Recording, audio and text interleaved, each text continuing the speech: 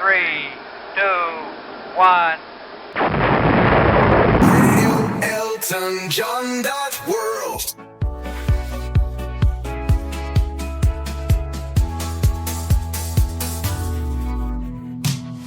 Welcome, welcome. You're listening to Radio Elton John. I'm George Matlock. This is being broadcast for Elton John World. You know, I've listened to that about 10,000 times and it's just starting to grow on me, that song. That's called London Calling, and of course it's from our very own resident orchestra, Pinner. All right, stop showing off. I know you know how to use the drum beat. Okay, now we've got somebody very special on the line today to talk to us about something very special. I mean, that's the point of having somebody who's very special on the show. You still with me? Okay, no, jokes aside, this is a gentleman who's been on the show, about 3 times? No, 2 times, I think. Twice. 2 times, that's twice, if you're grammatically correct. He's a lovely chap, and he's always really good for his time. He's good for his bucks. He will tell us all you want to know about Elton John songs. He's an encyclopedic expert on diction, which is why he's going to give me a ticking off after this. I can tell you that.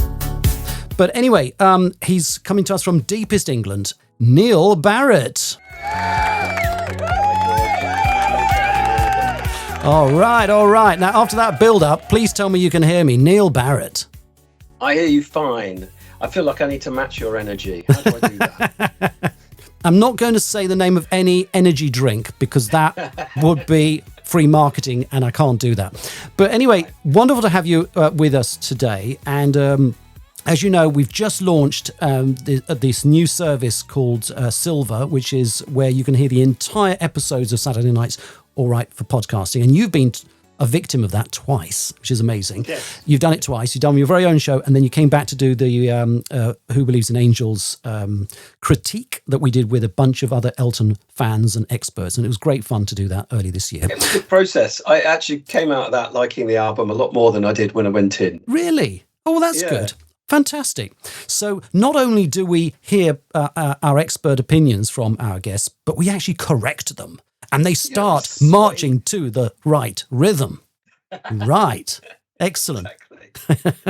So, Neil, you're also known to many Elton John fans because you have a very successful podcast of your own, which we have been very happy to share with you, to our listeners on the Silver Plan. And I guess that's why they call it the Elton John podcast. Yeah, I have to say it twice. I remember you did. We've got a new show coming, haven't we? And do you want to tell them what it's called? It's called Neil's in... Oh, dear, my voice is going there. It's called Neil's in the Mix. And it's me taking one song at a time from the catalogue and digging into it heavily, into the lyrics, into the decisions that Elton would have been making at the piano when he... wrote it, and then how it was recorded and realized in the studio. So, and the balance in those 3 different areas is going to shift given the song that I choose. It's nice to have a limited scope rather than some. I think that's what was seizing me up with the podcast, was just everything was getting broader and broader and heavier. You can't get too heavy when you're just talking about one song. I don't need to talk about the album or, the interplay between the musicians. It's about the music. That is so true. But it's wonderful to take one song and then to hone it down, zoom into it, and to, take it, like an onion, peel off the skin, layer by layer.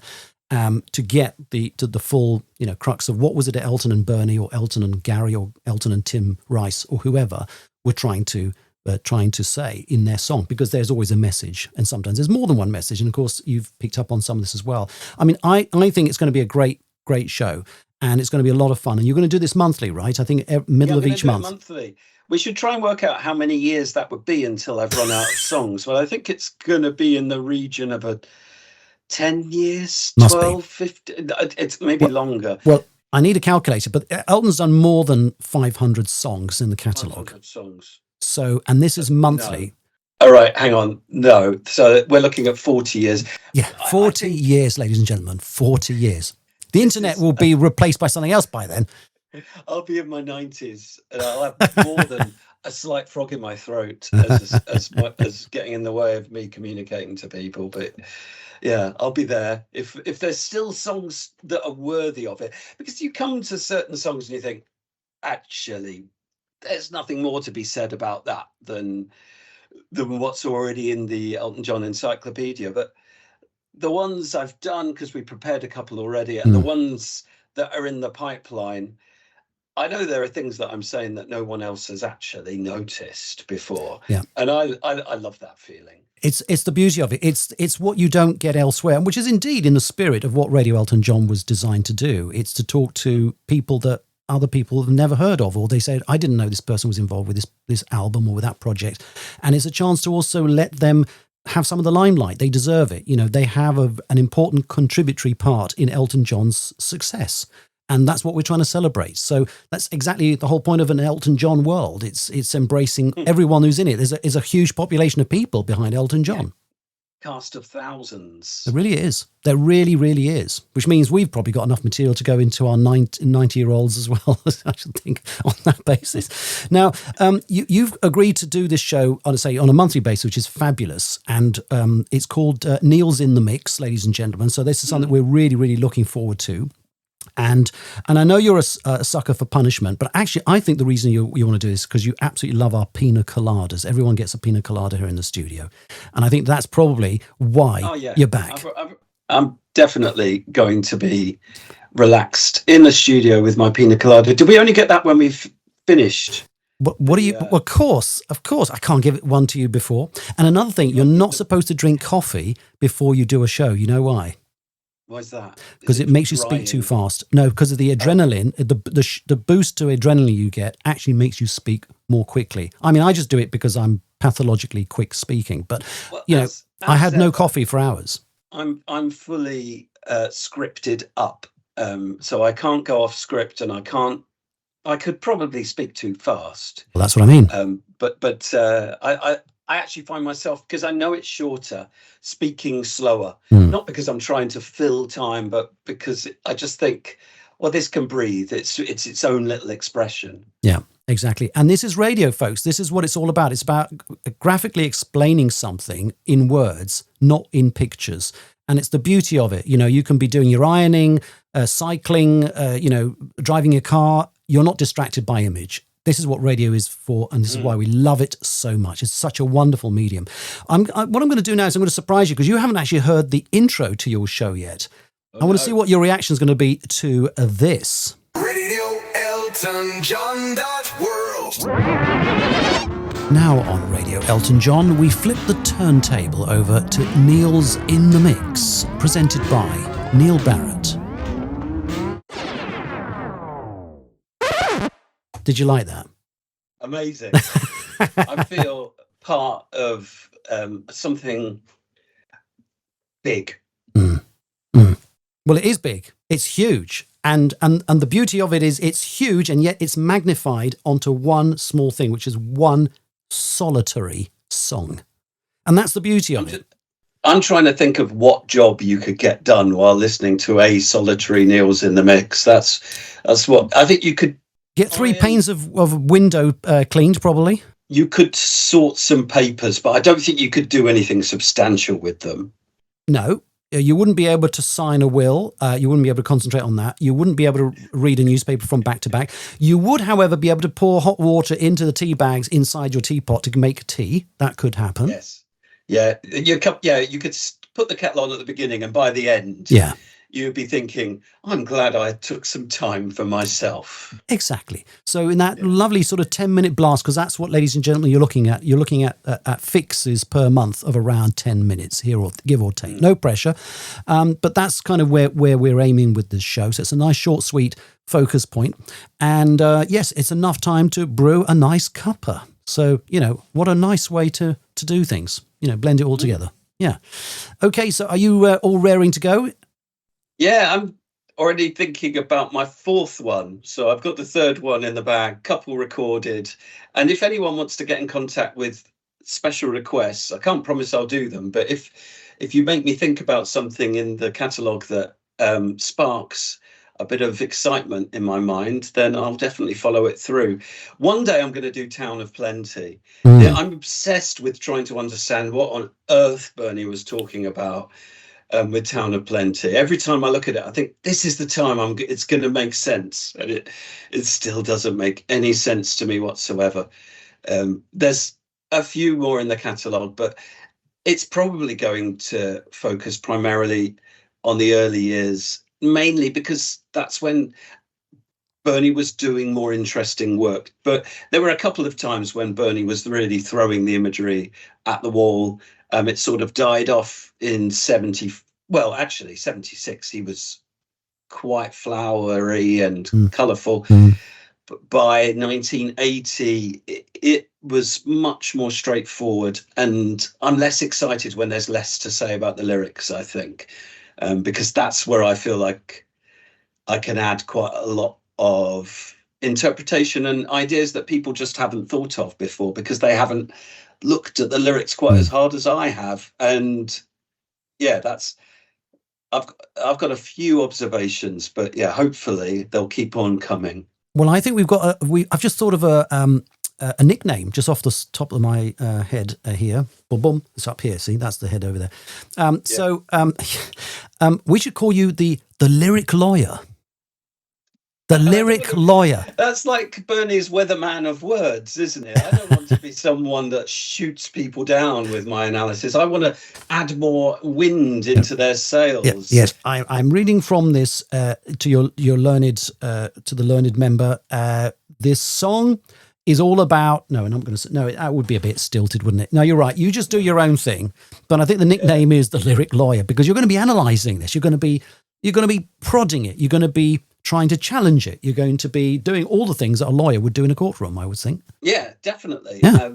But when it comes to poetic effects, lawyers are not particularly good at gathering those. They understand attributional nuance. I once worked with a guy whose father was born in Jamaica. The guy I was working with worked in a social media agency. This is way back 10 years ago.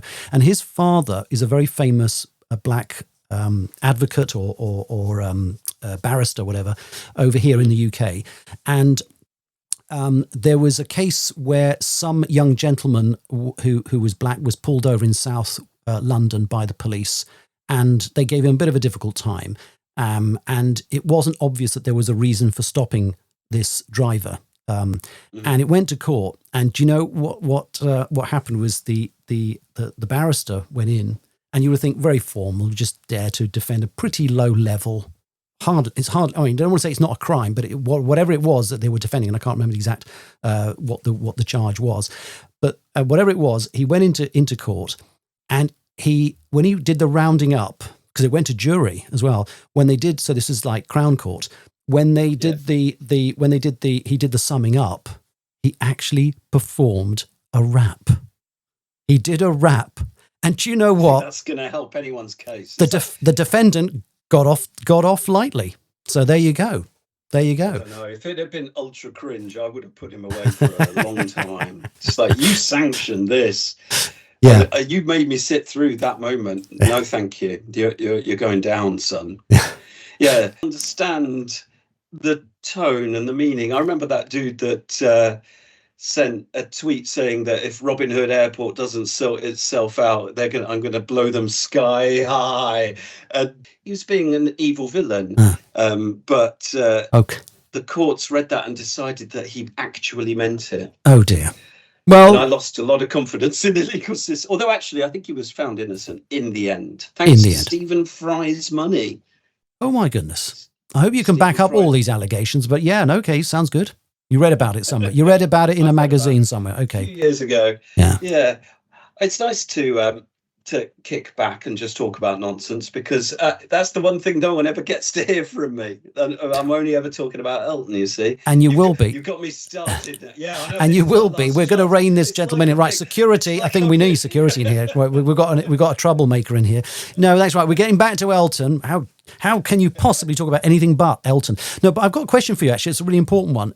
I probably got a little bit ahead of myself when I said earlier in the introduction that you're going to be looking at songs that Elton has written with Bernie, and I also mentioned other lyricists in the mix. You mentioned a lot about Bernie. Are you going to be looking at the songs that when Bernie was not involved?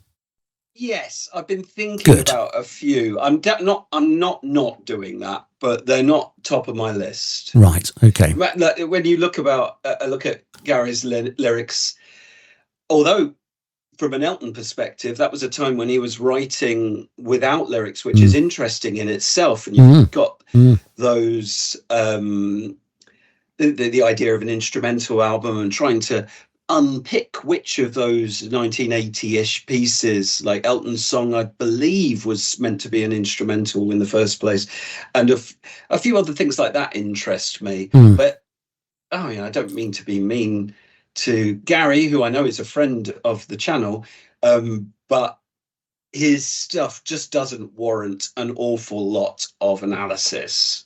I'm now expecting to get a torrent of hate mail from Gary Osborne in relation to this particular, shall we say, indiscretion of one of our guests. Sorry, Gazza, no harm meant. We're just making light. What kind of writer he is. He's excellent at what he does, but where's his town of plenty?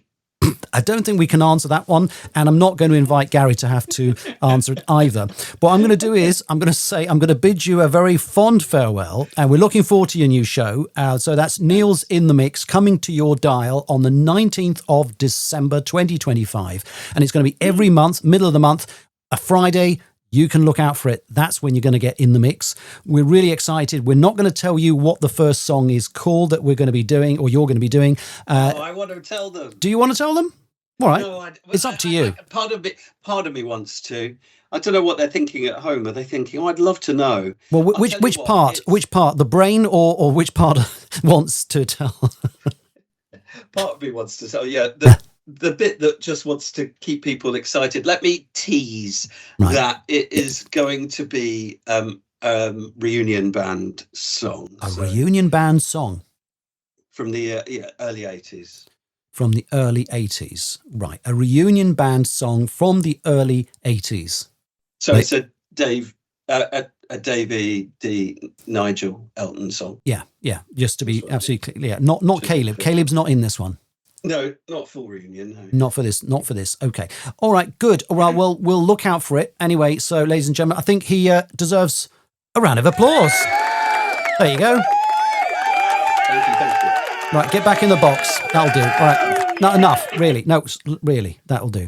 Thank you. Well, no, Neil, it's always a thrill a minute to talk to you, and I'm so happy that we're doing this show together, and you're going to be on Radio Elton John as a regular now with your very own show as well. And this is just amazing. So really looking forward to it. And with that, all we've got time for is our outro. This episode was presented by George Matlock, executive producer George Matlock, for Radio Elton John. All rights reserved.